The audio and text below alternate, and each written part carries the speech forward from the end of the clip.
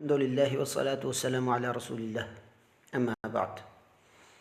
جرح تعدیل یعنی کسی راوی کے صحیح اور ضعیف ہونے کے لحاظ سے جو ترتیب ہوتی ہے، جو علماء کے اقوال ہوتے ہیں اور جس ترتیب کے ساتھ ایک راوی کو قبول کرنے کے لیے جو شروط ہوتی ہیں اور اس پہ ائمہ کے اقوال کو جو ہے اس میں حجت سمجھا جاتا ہے، جو ان کی زندگیوں کے بارے میں، ان راویوں کی سفر کے بارے میں، ان کے استاذوں کے، شیوخ کے، ان کی مطلب ان کی حالات زندگی کے بارے میں واقفیت کے بعد پھر ان کی جان پڑک کے بعد ایک راوی کے اوپر حکم لگاتے ہیں کہ وہ صحیح ہے یا ضعیف ہے۔ تو اس میں مزید جو تفصیلات آ رہی ہیں، جو مسائل آ رہے ہیں، جو اس میں جو ہے قواعد اور ضوابط ہیں، اس کی طرف ہم اشارہ کر رہے تھے۔ انتہائی مختصر طور پر اس میں جائزہ لیا جا رہا ہے انشاءاللہ، اور باقاعدہ اس کی ایک تفاصیل ہے، آپ کو کتب حدیث میں مل سکتی ہے، لیکن ادھر ایک جائزہ لیا جا رہا ہے جس میں تقریباً 10 پوائنٹس ہم نے لے لیے تھے۔ اگلی چیز آ رہی ہے حکم روایت من اخذ علی تحدیث اجرا، کہ ایسا راوی جو حدیث بیان کرنے پر اجر لے رہا ہے، کوئی اجرت اس نے رکھی ہوئی ہے یا کوئی ایسا معاملہ کر رہا ہے کہ وہ حدیث بیان کرے اور پھر اس کے بدلے میں اس نے کوئی خاص اجرت کا رکھا ہوا ہے نظام، تو اس کی روایت کرنے کا حکم کیا ہوگا؟ کیا اس کی روایت کو قبول کیا جائے گا جو حدیث بیان کرنے کے بدلے اجرت لے رہا ہے یا پیسے لے رہا ہے؟ تو اس کا حکم، اب اس میں اقوال ہیں، جو بہتر رائے ہے وہ بھی آپ کو بتائی جائے گی۔ ایک تو رائے جو امام احمد بن حنبل، اسحاق اور ابو حاتم کی، وہ کہتے ہیں کہ روایت اس کی قبول نہیں ہوگی جو حدیث بیان کرنے پر اجر لے رہا ہے، انہوں نے مطلق طور پر کہہ دیا۔ اور کچھ ہیں جو کہتے ہیں نہیں، مطلق طور پر قبول ہوگی، لیکن صحیح اور معتدل بات یہ ہے کہ ایسا آدمی یا ایسا محدث جو حدیث بیان کر رہا ہے لیکن اس پر اجرت لے رہا ہے، اور اجرت لینے کا سبب یہ ہے کہ وہ اس کے پاس اپنے اہل و عیال کے پالنے کے لیے اس کے پاس کوئی اور ذریعہ نہیں ہے، اگر وہ حدیث چھوڑ کر تجارت کے لیے چلا جاتا ہے تو یہ علم ضائع ہو جاتا ہے، اور جو ہے حدیث کے اوپر جو انہوں نے محنت کی ہوئی ہے وہ ضائع ہو سکتی ہے۔ تو وہ اتنا کما رہا ہے جتنا اس کا مطلب خرچہ چل رہا ہے، گزارا چل رہا ہے، اس سے زیادہ نہیں، بہت زیادہ مطلب لینا اور پھر آگے پیچھے معاملات وہ نہیں، بس جتنا لے رہا ہے اس سے اس کا گزارا چل رہا ہے۔ اگر اس کا کام صرف یہی ہے کہ وہ حدیث بیان کر رہا ہے، اس کے علاوہ اس کا کوئی کام نہیں، تو اگر وہ حدیث چھوڑ کے تو تجارت وغیرہ کی طرف چلا جاتا ہے تو پھر یہ حدیث والا معاملہ ضائع ہو جاتا ہے، کیونکہ اللہ تعالیٰ نے ایک تقسیم بنائی ہوئی ہے نا۔ اب جو کام کرنے والے لوگ ہیں، جیسا کہ مزدور ہیں، اب مزدور کو اللہ تعالیٰ نے مزدور بنایا ہوا تھا، اگر مزدور بھی نہ ہوتے تو کیسے چلتا نظام؟ اسی طرح ہر جو آپ کہہ سکتے ہیں کسی کا پیشن ہے یا پروفیشن ہے، اس کے مطابق اللہ تعالیٰ نے تقسیم کی ہوئی ہے۔ لیکن کوئی اگر بندہ محدث ایک حدیث کو روایت کرنے کے پیسے لے رہا ہے، لیکن وہ بھی اس قدر کہ اس کے گھر کا بمشکل گزارا ہو سکے بس، تو اس کے لیے یہ اجر لینا بھی جائز ہے اور اس کی روایت کو قبول بھی کیا جائے گا، بشرطے کہ اس کے تقوی پر کوئی اس طرح انگلی نہیں اٹھائی جائے گی۔ اگلی چیز ہے حکم روایت من عرف بالتساہل او بقبول التلقین او کثرت السہو، کہ ایسا راوی جو اس لحاظ سے معروف ہے کہ وہ بہت سستی برتتا ہے، اس میں بہت زیادہ اہتمام نہیں ہے، اور دوسری چیز کہ وہ تلقین کو قبول کر لیتا ہے، ایسا راوی جو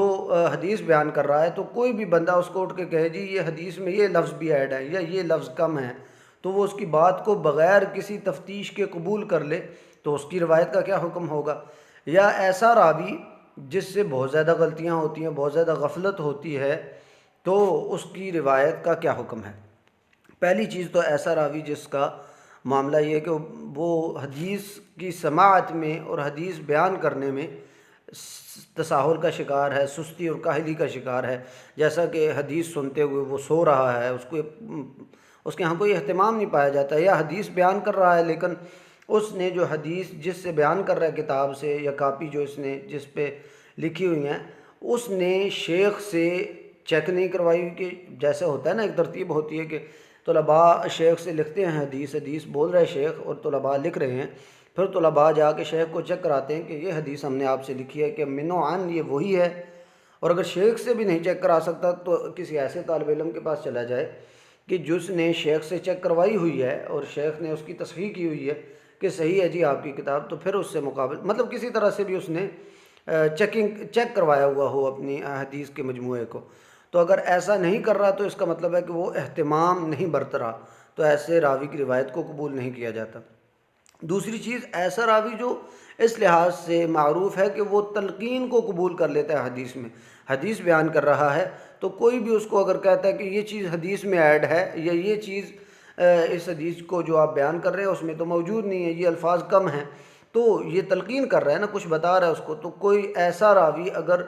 بغیر کسی تفتیش کے اور بغیر اس علم کے کہ وہ چیز اس میں حدیث میں شامل ہے وہ اس کو ایڈ کر رہا ہے بغیر کسی تفتیش کے، تو ایسے راوی کی روایت کو قبول نہیں کیا جاتا، اس لیے کہ وہ ابھی حدیث میں جو ہے اس کا اہتمام کم ہو گیا۔ آخری چیز، ولا تقبل روایت من عرف بکثرت السہو فی روایتہ، کہ ایسا راوی جو بہت غفلت کا شکار ہے، بہت جو ہے غلطیاں کرتا ہے، اس میں غفلت اور جو ہے سستی کا آپ معاملہ کہہ سکتے ہیں پایا جا رہا ہے، نسیان اور بھولنے کا بہت زیادہ معاملہ پایا جا رہا ہے، تو ایسے راوی کی روایت کو قبول نہیں کیا جاتا۔ اگلی چیز ہے حکم روایت من حدث و نسیہ، ایسا راوی یا ایسا شیخ یا محدث جو حدیث کو بیان کرتا ہے، اس کے اسٹوڈنٹس لکھ لیتے ہیں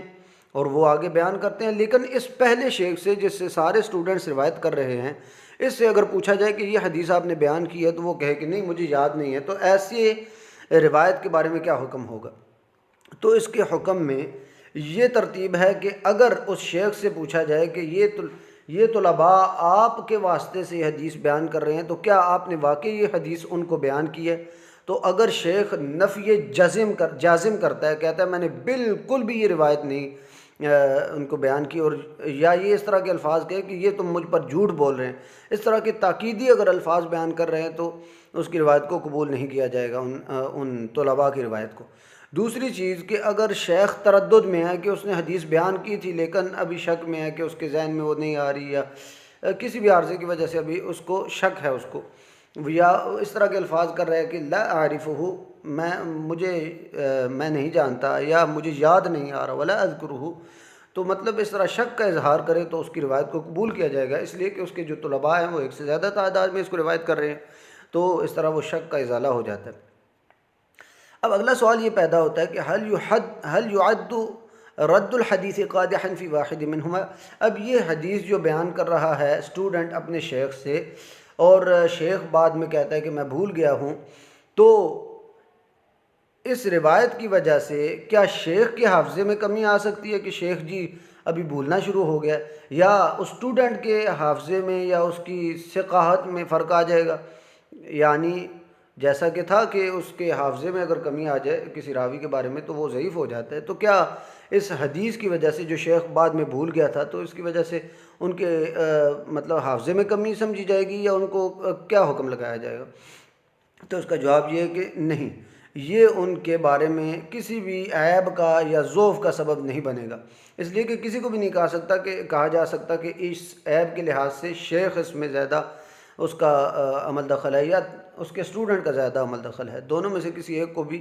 نہیں کیا جائے گا، روایت کو قبول یا رد کر دیا جائے گا۔ البتہ راویوں کے بارے میں یہ حکم نہیں لگے گا کہ جی اس کا حافظہ کم ہو گیا یا اس کا جو ہے حافظہ دوسرے کے مقابلے میں اعلیٰ ہو گیا۔ اس کی مثال کی طرف آتے ہیں، جیسا کہ ایک روایت ہے، امام ابو داؤد، ترمذی اور ابن ماجہ اس کو روایت کر رہے ہیں، اور یہ روایت ہے ربیعہ بن ابی عبد الرحمن سے۔ ربیعہ بن ابی عبد الرحمن کہتے ہیں کہ انہیں روایت کیا سہیل بن ابی صالح نے۔ سہیل بن ابی صالح کہتے ہیں کہ ان کے والد جو ابو صالح ہیں انہوں نے اس روایت کو انہیں بتایا یا بیان کیا ان کے لیے، اور وہ کہتے ہیں کہ ابو ہریرہ رضی اللہ تعالیٰ عنہ سے انہوں نے سنا، یا انہوں نے ابو ہریرہ سے لی یہ روایت، اور ابو ہریرہ کہتے ہیں ان رسول اللہ صلی اللہ علیہ وسلم قضا بالیمین مع الشاہد، کہ رسول اللہ صلی اللہ علیہ وسلم نے کسی فیصلے کے لیے دو گواہ نہ ہونے کی وجہ سے ایک گواہ اور پھر اسی گواہ کی قسم لے لی، تو یہ رسول اللہ صلی اللہ علیہ وسلم کا عمل تھا۔ اب حدیث کی طرف آتے ہیں، اب عبدالعزیز بن محمد الدراوردی جو ہیں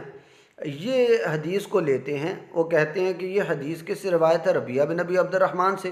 کون لے رہے ہیں؟ ابو داؤد، ترمذی، ابن ماجہ، یہ تینوں روایت کر رہے ہیں۔ لیکن عبدالعزیز انہی کے زمانے وہ کیا کرتے ہیں کہ ربیعہ بن ابی عبد الرحمن، جن سے روایت کر رہے ہیں یہ تینوں ائمہ ابو داؤد، ترمذی، نسائی، ابو داؤد، ترمذی اور ابن ماجہ، تو وہ کیا کرتے ہیں ربیعہ بن ابی عبد الرحمن کے پاس جاتے ہیں اور کہتے ہیں ان سہیل،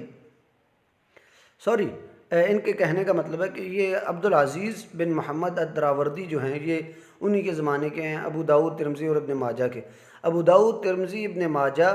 اور یہ عبدالعزیز، ان سب کے استاد ہیں ربیعہ بن ابی عبد الرحمن۔ اب یہ عبدالعزیز کہتے ہیں کہ یہ روایت مجھے بیان کیا ربیعہ بن ابی عبد الرحمن سے نے، اور ربیعہ بن ابی عبد الرحمن کن سے روایت کر رہے ہیں؟ سہیل بن ابی صالح سے۔ اب وہ کیا کہتے ہیں عبدالعزیز کہتے ہیں کہ میں ڈائریکٹ ربیعہ کے پاس نہیں گیا، میں ڈائریکٹ سہیل رحمہ اللہ کے پاس گیا، تو میں ان سے ملاقات کی اور میں نے ان سے پوچھا کہ یہ روایت آپ سے ربیعہ بن ابی عبد الرحمن بیان کر رہا ہے۔ سہیل سے جا کے پوچھتے ہیں کہ ربیعہ جو ہے آپ کے واسطے سے یہ حدیث بیان کر رہے ہیں، تو سہیل اس بات کا کہتے ہیں کہ مجھے یاد نہیں ہے، یا اس طرح کا شک کا اظہار کرتے ہیں، لم یعرف ہو، مطلب وہ اس کو نہیں جانتے تھے یا اس کو یاد نہیں تھا اس حدیث کے بارے میں۔ تو پھر یہ عبدالعزیز ان کو بتاتے ہیں کہ ربیعہ بن ابی عبد الرحمن نے یہ حدیث آپ سے روایت کی ہے۔ تو اس کے بعد سہیل جو ہے وہ کس طرح حدیث کو بیان کرتے تھے؟ کہتے تھے حدثنی عبدالعزیز، حالانکہ وہ بہت اعلیٰ راوی تھے سہیل، ان کے استادوں کے بھی استاد تھے، لیکن اس کے باوجود جب ان کو یہ حدیث بھول گئی تھی اور دوبارہ انہوں نے عبدالعزیز نے یاد کرائی تھی، تو بعد میں پھر سہیل یہ بیان کرتے تھے، کہتے تھے حدثنی عبدالعزیز، کہ میرے اسٹوڈنٹ کے اسٹوڈنٹ نے عبدالعزیز نے مجھے بیان کیا، اور عبدالعزیز کو بیان کرتا ہے ربیعہ جو ان کا سہیل کا اسٹوڈنٹ تھا، اور پھر ربیعہ بیان کرتے ہیں مجھ سے انی حدثتہ عن ابی ہریرہ، کہ میں نے ان کو روایت کیا تھا۔ اب کہتے ہیں کہ میں روایت کر رہا ہوں عبدالعزیز سے، اور عبدالعزیز بیان کر رہا ہے ربیعہ سے، اور ربیعہ مجھ سے بیان کر رہا ہے کہ میں نے ان کو یہ حدیث بیان کی تھی کہ ابو ہریرہ رضی اللہ تعالیٰ عنہ سے فلاں فلاں حدیث روایت ہے۔ تو حدیث یہ محدثین کا کتنا احتیاط کا پہلو تھا کہ جو چیز ایک بار آئی یا ان کو شک کا معاملہ پیدا ہوا ان کے ہاں، تو وہ کس طرح اس کو بیان کرتے تھے، اس میں کسی قسم کی شک و شبہ کی گنجائش نہیں چھوڑتے تھے۔ اب اس ہی خاص ٹرم میں کہ ایک راوی یا ایک شیخ حدیث کو بیان کر کے بعد میں بھول جاتا ہے، تو اس کے بارے میں پوری کتاب لکھ دی ہے، اور یہ خطیب البغدادی رحمہ اللہ نے وہ ساری حدیث جس میں شیوخ نے کوئی حدیث بیان کی ہے، تلمیذ نے آگے اس کو لکھ کے آگے ذکر کی ہے، تو بعد میں شیخ بھول گئے ہیں یا ان کو ذکر مطلب ان کو ذہن میں نہیں تھی، تو وہ ساری حدیث انہوں نے ایک کتاب میں اکٹھی کر دی۔ یہ بنیادی طور پر جرح تعدیل کا جو ہے بنیادی مسائل تھے اس میں۔